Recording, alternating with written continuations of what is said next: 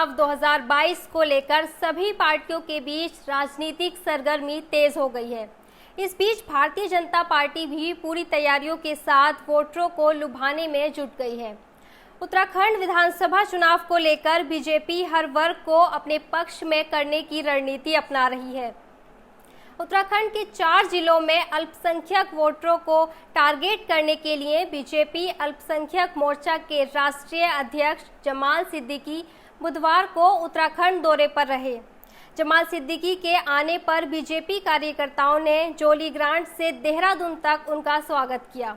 इस दौरान जमाल सिद्दीकी ने पार्टी की छवि और मोदी सरकार की योजनाओं को लेकर अपना पक्ष रखा। उन्होंने सीधा विपक्ष पर निशाना साधा, कहा कि विपक्ष बीजेपी की कम्युनल छवि को खराब कर रहा है। साथ ही जमाल सिद्दीकी ने वहां कहा कि पार्टी कार्यकर्ताओं से संवाद के दौरान भी उन्होंने इस बात को दोहराया।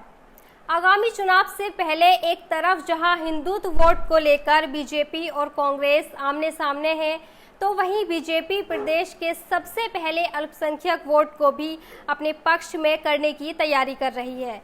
जमाल सिद्दीकी के उत्तराखंड दौरे को भी इसी नजरिए से देखा जा रहा है। इस दौरान जमाल सिद्दीकी ने कहा कि विपक्ष बीजेपी पर कम्युनल होने का आरोप लगाती रही है, लेकिन बीजेपी के फाउंडर मेंबर में अटल बिहारी वाजपेयी, लाल कृष्ण आडवाणी के साथ पार्टी के पहले महासचिव सिकंदर बख्त भी शामिल थे, जो कि बाद में राज्यपाल पद पर भी मौजूद रहे। उन्होंने कहा कि अब्दुल कलाम को राष्ट्रपति बनाने की पैरवी भी बीजेपी ने ही की थी। ऐसे में बीजेपी को कम्युनल कहना गलत होगा। साथ ही उन्होंने बताया कि मोदी सरकार अल्पसंख्यकों के लिए कई योजनाओं को लॉन्च कर रही है और उत्तराखंड सरकार भी अल्पसंख्यकों के हित में काम कर रही है। इस दौरान उन्होंने पार्टी कार्यकर्ताओं से संवाद भी किया, जिस पर उत्तराखंड के प्रदेश प्रवक्ता शादाब शम्स ने कहा कि राष्ट्रीय अध्यक्ष का दौरा कार्यकर्ताओं में नया जोश भरने का काम करेगा। बता दें कि उत्तराखंड विधानसभा चुनाव में अल्पसंख्यकों के पूरे प्रदेश में 13% वोट हैं। इसमें सबसे ज्यादा यूएस नगर में 37 और हरिद्वार में 32% वोट शेयर है। इसके अलावा नैनीताल में 19 और देहरादून में 17% वोट है। ऐसे में बीजेपी की नज़र इन जिलों की विधानसभाओं पर है।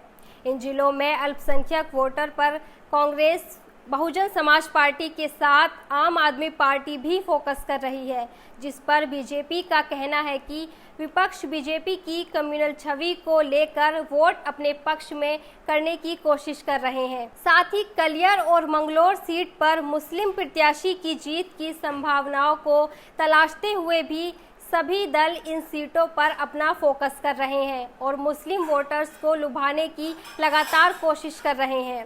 और ऐसे में बीजेपी भी इन दोनों सीटों को लेकर अपने कब्जे में लेने की तैयारी में जुट गई है।